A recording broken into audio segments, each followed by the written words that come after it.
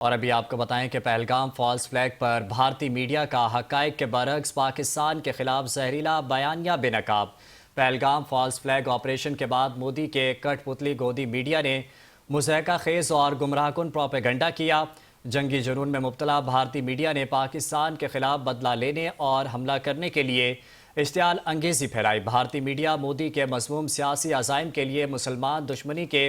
जहर को भी मुआशरे में भरता रहा। भारतीय सहाफ़ियों और हुक्काम की मीटिंग की अंदरूनी कहानियों ने भारतीय सिक्योरिटी नाकामी की कलई खोल दी है।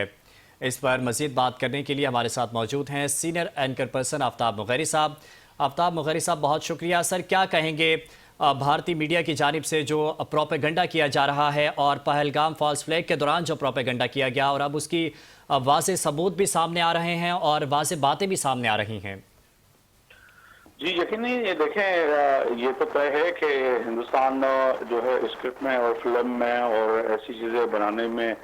बहुत बड़ा एक्सपर्ट है और उनकी जो है फिल्में हिंदुस्तान समेत दुनिया में देखी जाते हैं। तो ये भी एक फिल्म ही है जिसको जो है दुनिया देख भी रही है और दुनिया तनकीद भी कर रही है। अब जो है अपने ही घर के बेटी ने लंगा डाली है और रोजाना की बुनियाद पर जो है इनके मुख्तलिफ जो लोग हैं, सहाफ़ी हैं और जो सोशल एक्टिविस्ट हैं, वो रोजाना की बुनियाद पे अब 1 साल पूरा होने को है तो सवाल उठा रहे हैं कि जी 1 साल होने के बाद भी ना तो अमित शाह और नरेंद्र मोदी और जी। अगर अजीत डोभाल और जो है राजनाथ सिंह कोई भी जवाब नहीं दे सके हैं कि आखिर कातिल थे तो थे कौन, और ये ऑपरेशन जो हुआ तो वो हुआ क्या, जो जंग हुई ऑपरेशन सिंदूर जो जिससे कहा गया, तो जो सिंदूर को जो है पाकिस्तान ने जो गुरूर उनका मिट्टी में मिलाया। तो अब ये कई सवालात हैं, मगर सवालात के बजाय दे के इस वक्त नरेंद्र मोदी जो है पश्चिम बंगाल जो है उनका, उसमें जो है इलेक्शन में मसरूफ हैं और इलेक्शन में भी वो कहीं ना कहीं जो है इस वक्त शिकस्त का सामना है। और सबसे बड़ी अहम बात कि इस वक्त जो है बंगाल में और मुख्तलिफ रियासतों में जो इलेक्शनें हुई हैं उसमें भी काफी शिकस्त का सामना नजर आ रहा है। और इसके साथ साथ वहां पे भी जो है वोट चोरी करने का इल्जाम जो है नरेंद्र मोदी पे और वफाकी हुकूमत यानी कि बीजेपी की सरकार और दिल्ली पे इल्जाम आयद किया है बंगाल की जानिब से। मगर यहाँ पर ये भी बात समझने को है कि कई रियासतें जैसे कि पहले से ही सिख जो हमारे भाई हैं वो वाज़ह तौर पर खालिस्तान तहरीक उरूज पे पहुंच चुकी है, वो अपनी आज़ादी के लिए जंग लड़ रहे हैं। इसी तरह जो है बंगाल और असम और कई ऐसी रियासतें हैं जिसमें जो है ये तहरीक जो है जोर पकड़ती हुई नजर आ रही है। और अब सवाल ये भी हो रहा है कि जो है ये हिंदुस्तान और हिंदुस्तान के वज़ीर आज़म नरेंद्र मोदी कर क्या रहे हैं, देश को यानी कि मुल्क को लेके कहाँ जा रहे हैं। तो अब सवाल तो यही पैदा हो रहा है कि जो हिंदुस्तान और हिंदुस्तानियों के सवाल हैं कि 2014 से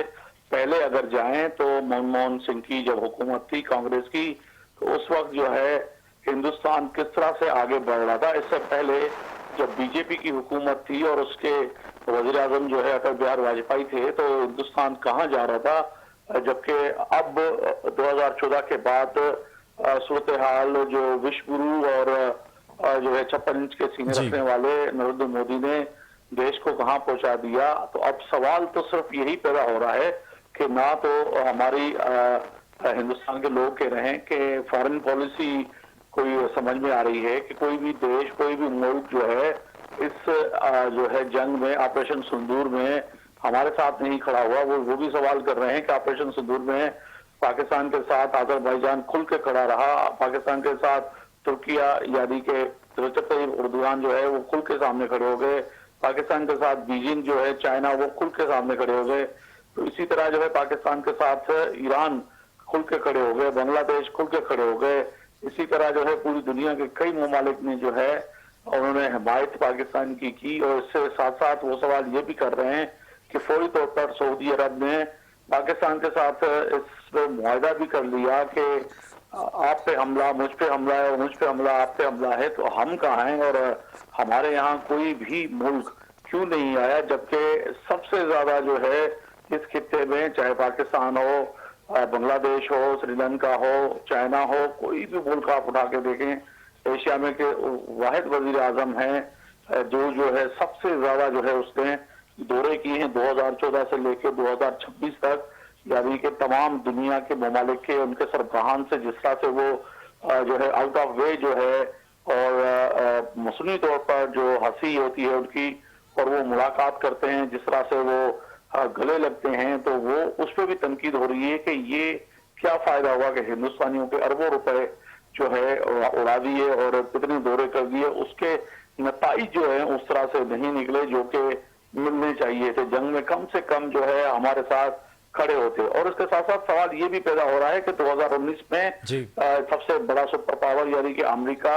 और अमेरिका के इलेक्शन जब थे तो 2019 में ह्यूस्टन टेक्सास में नरेंद्र मोदी ने जो है my Mitra great president Donald Trump करके और हिंदुस्तानियों के सामने इंट्रोड्यूस करवाया था और बिलाखिर उसने भी जो है कह दिया कि